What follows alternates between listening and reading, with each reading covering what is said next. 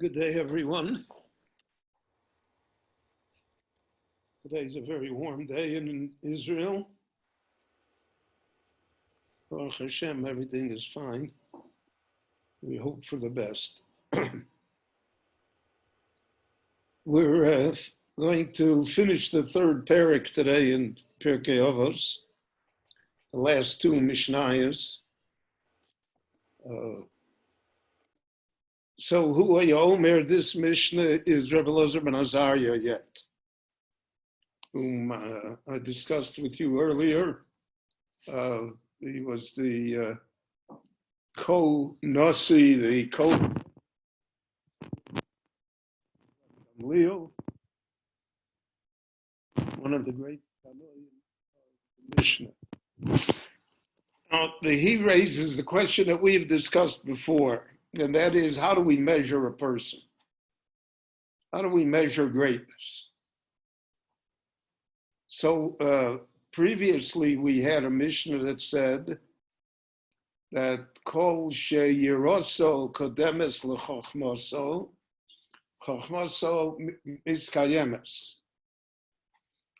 That if a person has yiroso, fear, awe, respect, it really means moral grounding.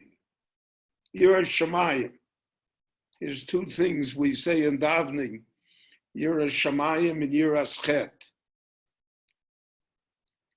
Yiras Shamayim is a much more general category. It's a realization that we are always involved with heaven, and that heaven is omnipresent and omniscient and sees what we do, and that we're always in relationship with it. And therefore, there's a respect towards it. The respect that's due to authority, to national interest, that type of respect. And then there is Yiras Chet, which is a fear of doing an Aveira. And that I discussed with you, the Mishnah says, Eina toboli de Aveira. So the Mishnah personifies sin. Sin has arms. It embraces you.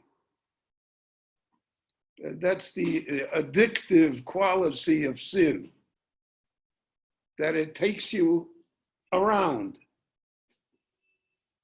And so if a person is afraid of being addicted, if he is afraid of being embraced by sin, so he's afraid of specific things. It's not the generalization that Yiras Shamayim is. But both of those things are necessary because of the fact that people who are arrogant and are not afraid of anything and who have no respect for anything, we see what society looks like. You look at the chaos that exists in the countries today, including our own country. So the Mishnah taught us that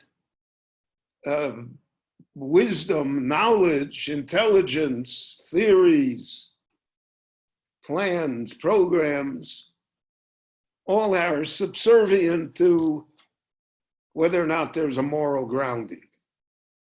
If there is no moral grounding, if there's no Yiras Shamayim, if there's no Yiras Chet, so then all the wisdom, instead of being beneficial, many times turns out to be extremely harmful, because of the fact that somehow all of that intellect, all of that power of understanding is converted to bad causes. It brings great suffering to people instead of bringing any sort of help or succor. So here we have a Mishnah that judges in the same way, except from a different angle. Who are you, Omer? Kol she'chachmoso meruba memasov. How does the person behave? What does he do? Now, we have many times that there are great intellectuals, there are great people who in their personal lives or in their dealings with others are awful, terrible people. There was a book written by Paul Johnson, the British historian, called Intellectuals, in which he takes 6 or 7 of the leading intellectuals of the Enlightenment, Rousseau and others, and describes how they behaved in their life. And they were abominable people. And yet they produced all of these high-sounding, great, noble ideas for how mankind should proceed. So we live in a world that we judge people by what they say. And that's the whole social media thing. And that's why political leaders are always judged by what they say or what they write. And they're rarely judged by what they really are, how they really behave. Because many times the two things never jive. I saw this morning, it's a silly example, but it's an example that Dr. Fauci, who insists that everybody wear a mask all the time, is sitting with 2 of his friends without a mask. Because we all know that do what I say, but I can do what I want to do. I'm not bound by what I say. So therefore, it's limited what we hear. And we have to examine everything that is said. The person that said it, what kind of a person is he?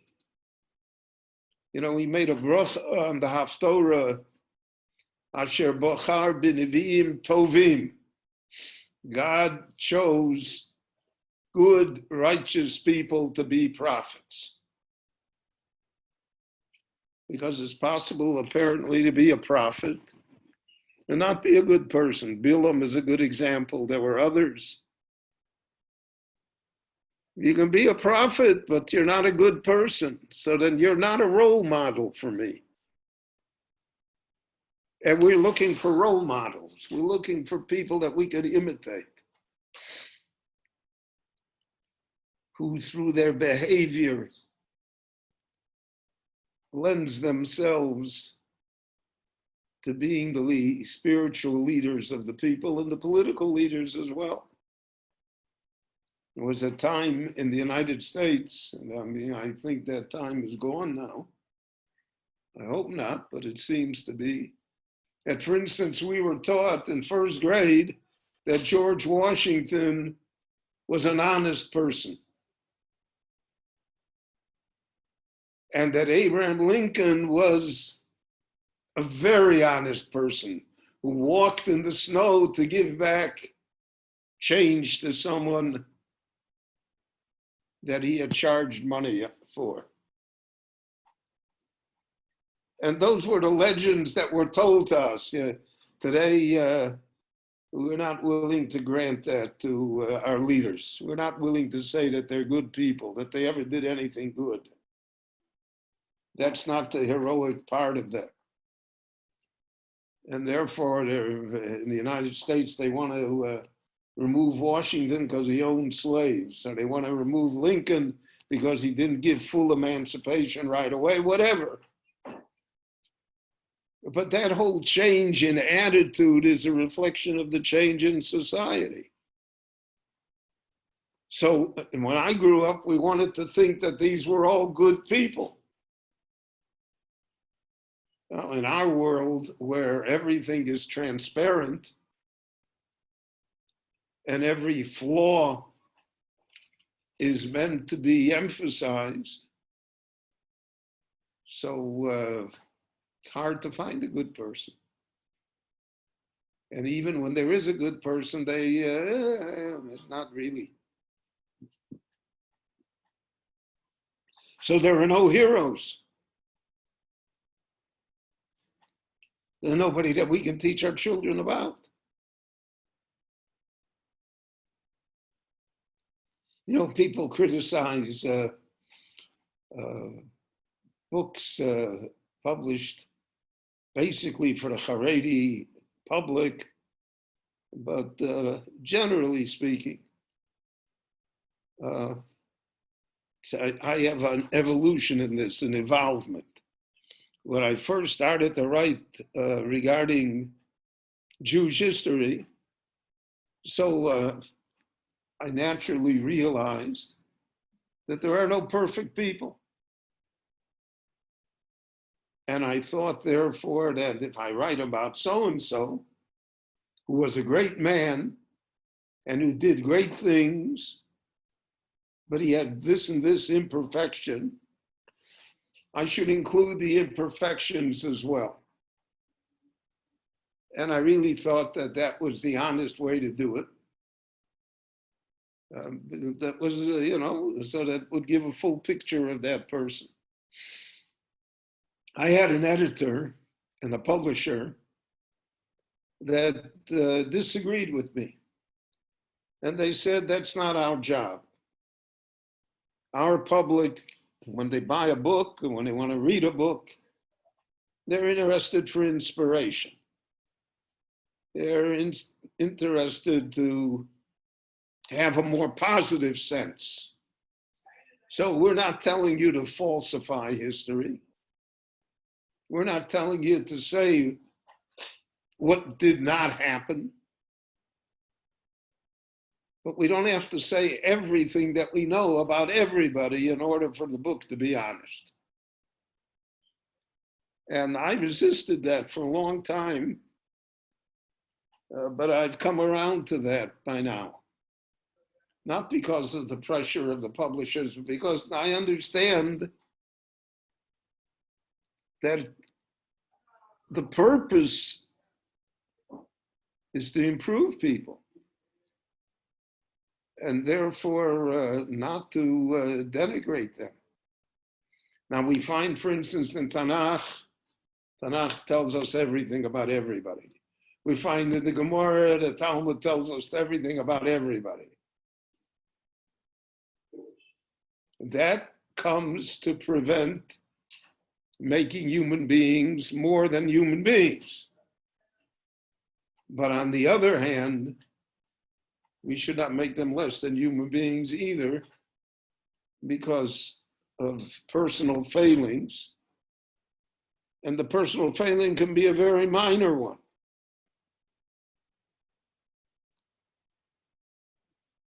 I remember I once was by a very great Talmid Chacham, a great Jew, and I came to purchase a book that he had published, and he was the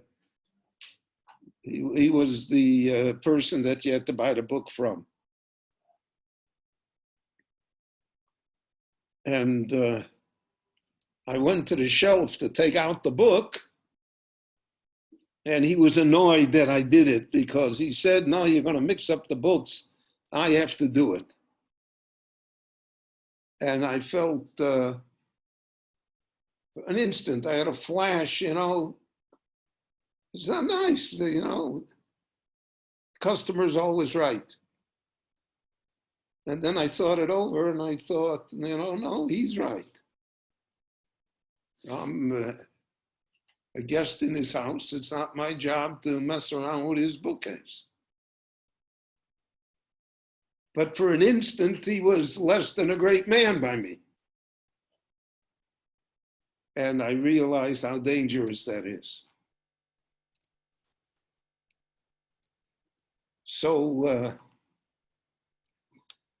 the Mishnah teaches us that a person's behavior has to be, if not greater, at least the equal of what he says. He shouldn't be a hypocrite. His wisdom should not be greater than his behavior.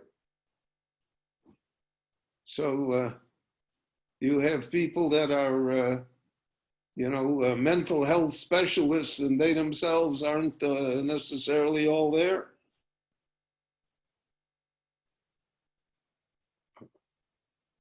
So there's no perfection here. But the Mishnah points out that if someone does not live up to one's own wisdom, to one's own assertions, so then he is like a tree that is top heavy, that has no root structure. And when that happens, when the winds blow, or when there's a drought, that tree is doomed because it has no strong root structure. There are many trees here in Israel like that they look great and firm and strong, but since their root structure is weak, they really won't stand the test of time. Whereas the great giant trees that are so strong and last so long, their root structure is forever. I remember when I was once in California in Sequoia National Park, and you saw the great sequoias in trees that are thousands of years old. There's one tree there from the time of Avraham Avinu, and it's still alive. Remarkable. Probably one of the oldest living organism on the planet. And the ranger explained that it has a root structure that stretches for miles. And therefore it is able to survive. But if the root structure is only on the surface, if it's not very deep, so then any strong wind can come along and topple it. So that has to do with our concept of wisdom and intelligence and intellect as well. If we don't behave, if there's no masim that are able to fall into the category of what our chokhmah is, so then we're really in trouble. And we see that over and over again, people that have, grandiose ideas how to fix society, how to make everything equal, how to make a perfect world. They themselves are, they don't have to live by it. They don't behave that way. And that is a real statement. The Novi Yonah points out when he describes the city of Nineveh. So he came to Nineveh and he said, Od arboim yom v'Nineveh ne'peches. 40 days, Nineveh will be turned over. So the people of Nineveh understood that to mean that it'll be turned over, there'll be an earthquake, whatever. A natural disaster will strike it and they'll all be destroyed. So they came and they spoke to the king, to the wise men. And the wise men said, we have to do tshuva. So we have to put on sackcloth, and we have to fast, and we have to pray. So the Tanakh points out to us that the king and the wise men did it themselves. They didn't tell the people to do it. Because if you tell the people to do it, that's not enough. All parents know that children imitate what the parents do, not necessarily what they say. A house that sees parents in tranquility and harmony with each other, so then the children, that becomes their normalcy. But a house that sees only friction, so no matter how many times you'll tell the children be good to each other, they're never going to be good to each other because that's not what they see. It's not what they experience. That's not what their milieu is. And therefore, any little thing blows them over. And that's such an important lesson in life. So we judge people not only by what they say, and not only by what they appear to be, and not only by what they espouse, but what they are. And unfortunately, many times our leaders disappoint us, not because of their policies, but because of their personalities, because of what they are.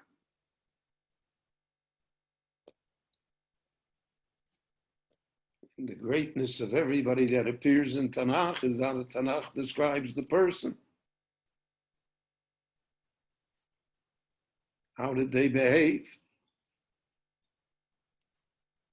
And if you have the case, for instance, of Yerovam ben Avot, who was the first king of Israel, so the Gemara holds him to be one of the great Rishoyim in the world, because he brought the northern kingdom to idolatry that it never recovered from it. But he had the potential, the Gemara says, that he was Mechadish Chidushim of Torah that hadn't been done until his time. He was a great Talmudic scholar. He was a great Talmud Chacham.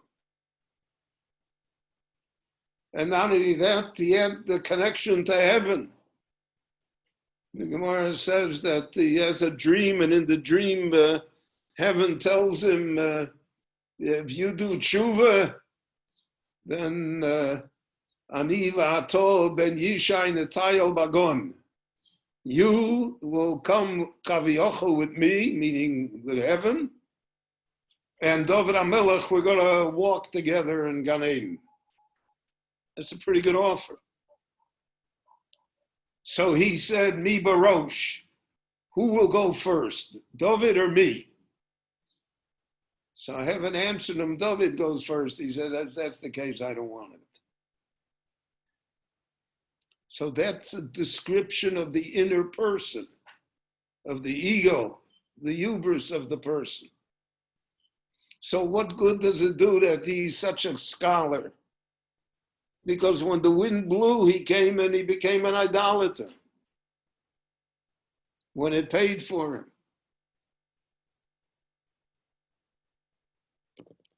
And how many times do we find in Jewish history where great Jews have been seduced by outside forces, wealth, position, power, ideas. And so even though they had great chokhmah, nevertheless, it's a tree that has no roots. It will not stand the test of time. It will not be a giant sequoia. And that is such an important message. And so that's what he says, that if you have a great root structure and the leaves won't wither, the flowers will always blossom, you will renew yourself. But that is dependent on your behavior. On masa merubi mechochmosa.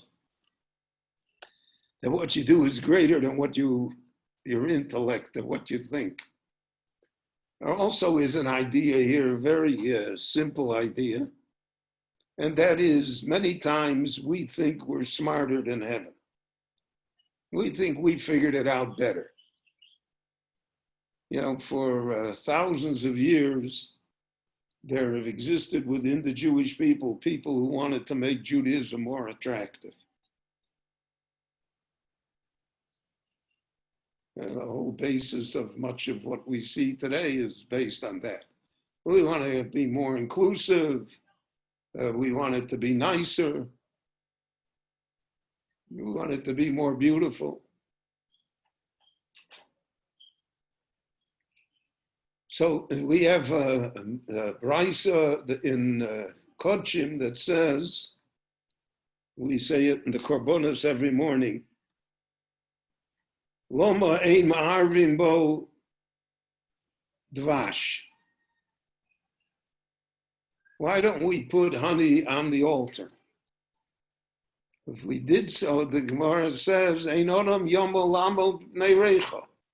Its fragrance would be so attractive, nobody could resist it. It would make the altar the most attractive in the world. People would come from all over just to experience that fragrance. So Loma, why don't we do it, right? We have a chance to make the temple service so attractive and so beautiful, and everybody will be able to join in. And he says, Ki Torah Amra, but what can I do? The Torah said, Lo saktiru imenu kol dvash. You're not allowed to put honey on the Mizbeach. So you're not allowed to. You're not allowed to substitute your judgment for heavenly judgment. Because in the long run of history is Atzas Hashem Takum. All those bright ideas of the 17th, 18th, and 19th centuries are in the ash heap today. Nobody believes in them anymore. They're not part of the Jewish world anymore. But they've left a trail of destruction that's indescribable. And we see it repeated over and over again. Rabbis or people come and say, well, the Torah didn't really mean this. And we can make it more attractive. And it'll be nicer. And it'll fit into society. And the Brisa warned us, Torah Amra, I can't do it. I agree that the fragrance will be irresistible. But I can't help it.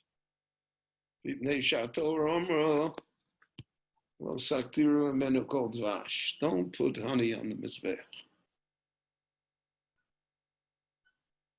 And that's based on the idea in the Navi Yeshayahu that's been repeated over and over again. We'll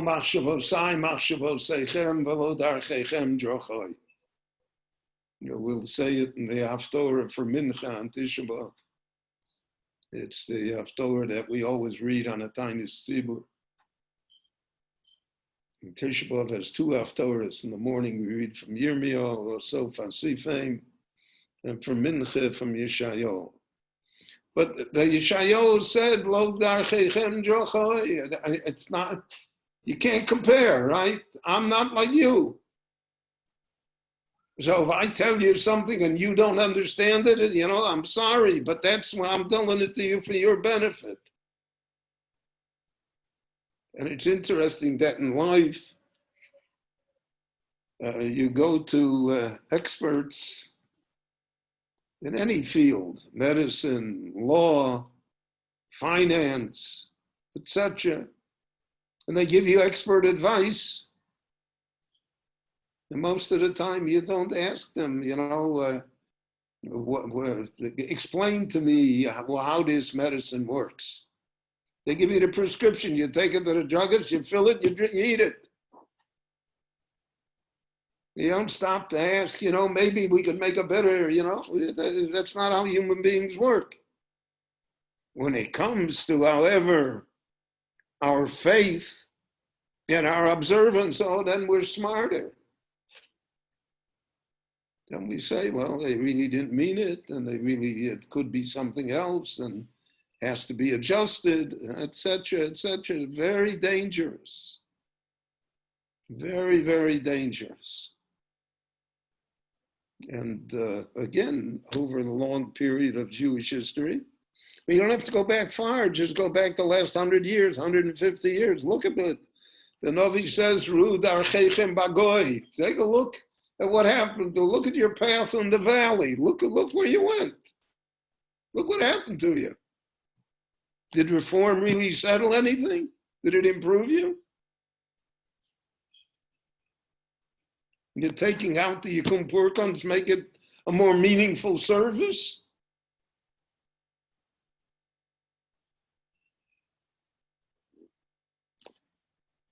But people have enough arrogance to say that somehow they know better. So that's Ma'asa of Merubi Mechachmasa. Don't let your Chachma rule you. So you need Yiras Shamayim, and you need Yiras Chet, and you need Masim Tovim, and you have positive action, and don't do things that are bad. And then you will be like a tree that has a strong root structure. And it's interesting, I always am impressed. People make family trees. Who your grandfather, your great-grandfather. There are people who have family trees of a few hundred years. Why is it compared to a tree? Because the lineage is based on this. Because if there were strong roots, then there'll be strong branches, there'll be strong leaves, there'll be a future. But if there is no root structure, then there's not going to be anything. And there are many, many companies today, it's an industry, where they'll trace your ancestry. And if they can't trace it, they'll make it up and give it to you. But whatever it is, because people want to know where, how, who am I?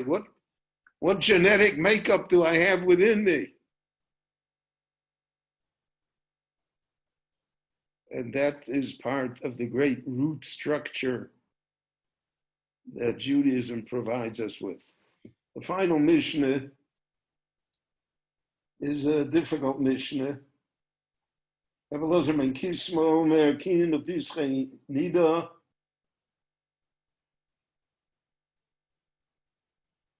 So there are the halachas, kufos, they are all paparos l'chochma. Paparos l'chochma means the side dishes that you get when you order a good meal. So they put side dishes. There's a famous fish restaurant here in Yerushalayim where before they bring you the main course, they give you like 10 side dishes. So you can never finish the main course. The paparos l'chochma is, in the Torah, there are inyonim that are difficult for us to understand.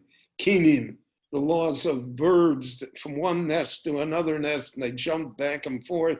How do you know which bird to bring, which bird not to bring? So those are mathematical calculations, probabilities.